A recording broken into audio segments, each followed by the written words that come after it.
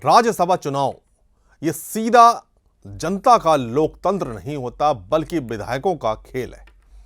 ये चुनाव proportional representation system के तहत होते हैं, यानी हर सीट पार्टियों की विधानसभा में स्ट्रेंथ के अनुपात में बढ़ती है। जम्मू कश्मीर में कुल 90 विधायक हैं तो वोट वैल्यू भी लगभग 90 होती है।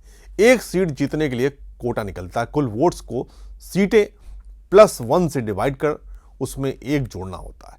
इसका मतलब है कि लगभग 18 वोट में से एक राज्यसभा सीट पक्की होती है। 2024 के विधानसभा नतीजों में नेशनल कॉन्फ्रेंस यानी एनसी के पास इंडिपेंडेंट्स के साथ करीब 53 वोट वैल्यू थी।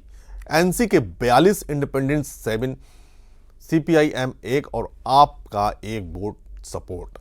कांग्रेस के पास 6 और पीडीपी के पास 3 सीटें थीं, जबकि बीजेपी के पास 29 वोट थे। इन आंकड़ों से साफ था कि एनसी आराम से 3 सीटें निकाल सकती है और चौथी पर कड़ी टक्कर देगी। लेकिन सियासत में गणित से ज्यादा काम आता है केमिस्ट्री। बीजेपी ने 3 उम्मीदवार उतारे, एनसी ने 4। कांग्रेस ने कैंपेन नहीं किया क्योंकि एनसी के साथ सीट शेयरिंग पर सहमति नहीं बन पाई। यहीं से विवाद शुरू होता है। क्या एनसी ने जानबूझकर वोटिंग में कुछ ऐसा किया जिससे बीजेपी को फायदा मिला? नतीजे आए तो तस्वीर चौंकाने वाली थी। एनसी को सिर्फ 3 सीटें मिली और बीजेपी ने 1 सीट जीत ली। यह उस दावे के बिल्कुल उलट था जो एनसी ने किया था कि वे चारों सीटें आराम से जीत लेंगे। अब आरोप लगे कि कुछ अतिरिक्त वोट्स बीजेपी के खाते में चले गए, यानी क्रॉस वोटिंग या इंडिपेंडेंस का शिफ्ट। रिपोर्ट्स के अनुसार एनसी के पास बहुमत होने के बावजूद कुछ इंडिपेंडेंस विधायकों ने बीजेपी को वोट किया। कांग्रेस ने भी आरोप लगाया कि एनसी ने उन्हें बाहर रखा और कमजोर रणनीति अपनाई। एक वरिष्ठ कांग्रेस नेता ने कहा कि कांग्रेस ने बीजेपी से लड़ने की इच्छा ही खो दी है। दूसरी ओर एनसी ने जवाब दिया कि हमने सभी 4 सीटों पर उम्मीदवार उतारे, लेकिन बीजेपी की सॉलिड वोटिंग और कुछ इंडिपेंडेंट्स के झुकाव ने उन्हें मदद की। अब शुरू हुआ फिक्स मैच वाला विवाद। कुछ राजनीतिक विशेषज्ञों ने कहा कि एनसी ने शायद केंद्र यानी बीजेपी से डील की बदले में राज्य का दर्जा लौटाने के वादे के लिए। क्या यह सियासी समझौता था या सिर्फ नंबर गेम? जम्मू क्षेत्र में बीजेपी का स्ट्रॉन्ग होल्ड है, जहां 2024 में उन्होंने 43 में से 29 सीटें जीती थी। यही कारण है कि वोटिंग पैटर्न में उनका फायदा हुआ। 2025 में जब नगरोटा और बड़गाम में उपचुनाव होने हैं तब कांग्रेस ने नगरोटा सीट एनसी को छोड़ दी, लेकिन दोनों दलों में दरार और बढ़ गई। अब बड़ा सवाल यह है कि क्या नए राज्यसभा सदस्य जम्मू कश्मीर के राज्य की बहाली के लिए संसद में आवाज उठाएंगे? एनसी के 2 सदस्य फारूक अब्दुल्ला के प्रभाव वाले जो इस मुद्दे को लंबे समय से उठाते रहे हैं। 2019 से ही एनसी राज्य के दर्जे, राजनीतिक बंदियों की रिहाई और पीएसए कानून हटाने की मांग करती आई है। बीजेपी के 2 सदस्य जैसे जुगल किशोर शर्मा पार्टी लाइन पर चलते हैं। केंद्र का रुख साफ है, राज्य का दर्जा चुनाव के बाद दिया जाएगा, लेकिन सुप्रीम कोर्ट ने दिसंबर 2023 में कहा था कि चुनाव जल्द करा जाए और राज्य के दर्जे पर विचार हो। फिर भी 2025 तक कोई ठोस कदम नहीं उठा। उमर अब्दुल्ला कहते हैं कि हम राज्यसभा में इस मुद्दे पर प्रेशर डालेंगे, लेकिन हकीकत यह है कि राज्यसभा में बीजेपी का बहुमत है, इसलिए किसी भी प्रस्ताव का पास होना लगभग नामुमकिन है। अब जरा इतिहास पर चलते हैं।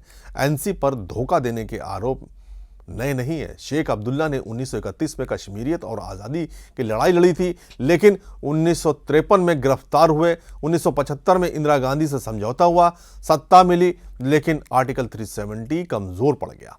फारूक अब्दुल्ला के दौर में भी कई बार बीजेपी जैसी पार्टियों से सहयोग के संकेत मिले। 2014 में जब पीडीपी बीजेपी गठबंधन बना तो एनसी पूरी तरह सत्ता से बाहर हो गई। 2024 में कांग्रेस के साथ हाथ मिलाया, लेकिन राज्यसभा में कांग्रेस को साइडलाइन कर दिया। यह वही पैटर्न है, सत्ता में बने रहने के लिए समझौता। फिर भी 2024 का चुनाव एक उम्मीद लेकर आया है। करीब 60% वोटिंग हुई और युवा वर्ग ने लोकतंत्र में भरोसा दिखाया, लेकिन राज्यसभा नतीजों ने उस भरोसे पर सवाल खड़े कर दिए। अक्टूबर 2025 तक की स्थिति यह है कि राज्य के दर्जे वाला बिल अब भी संसद में लंबित है। उमर सरकार ने केंद्र से कई बार बातचीत की, लेकिन प्रधानमंत्री मोदी ने बयान दिया कि जम्मू कश्मीर अब 370 हटने के बाद फल फूल रहा है। कांग्रेस एनसी के रिश्ते और बिगड़ते उपचुनाव में भी सहयोग कम हुआ, लेकिन अब मामला ठंडा पड़ गया। फिर भी जनता के बीच ये सवाल जिंदा है, क्या एनसी ने वाकई कमजोर खेल दिखाया या बीजेपी ने रणनीति से जीत दर्ज की? आने वाले वक्त में अगर एनसी के राज्यसभा सदस्य सक्रिय रहते हैं तो राज्य के दर्जे के मुद्दे पर फिर दबाव बन सकता है, लेकिन बीजेपी जम्मू पर अपना फोकस रखेगी क्योंकि वहां उनका वोट बैंक मजबूत है। इस पूरे विवाद से एक बात तो साफ है कि लोकतंत्र में असली ताकत जनता के पास है।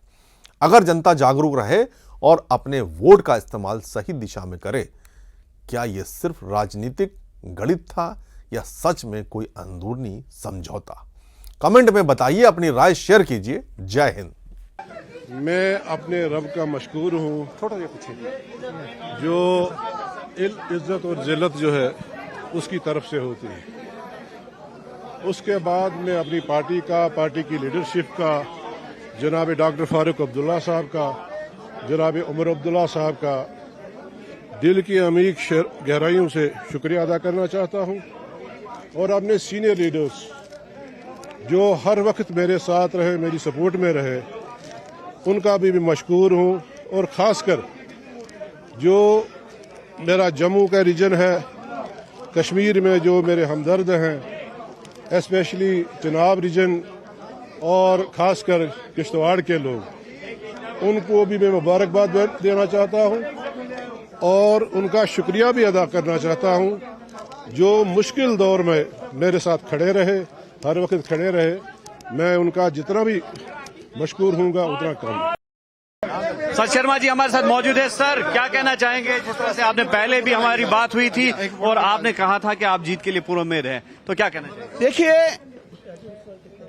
हर कोई विधायक चाहता है कि कैसा रिप्रेजेंटेटिव उनके माध्यम से चुनकर आए जो देश की सेवा करता है, समाज की सेवा करता है। शायद इसी के लिए मुझे पार्टी के 28 वोटों से भी बढ़कर 4 वोट जो हैं वो और मिले और भारतीय जनता पार्टी ने इतिहास रचा। तीसरी नोटिफिकेशन में बहुत से लोग बड़ा बड़ा दावा कर रहे थे, साथ सबका विकास, सबका विश्वास और सबका प्रयास। इसी मूल मंत्र को लेकर देश के प्रधानमंत्री जी काम कर रहे हैं, पार्टी के हमारे सभी नेतागण जो हैं वो काम कर रहे हैं।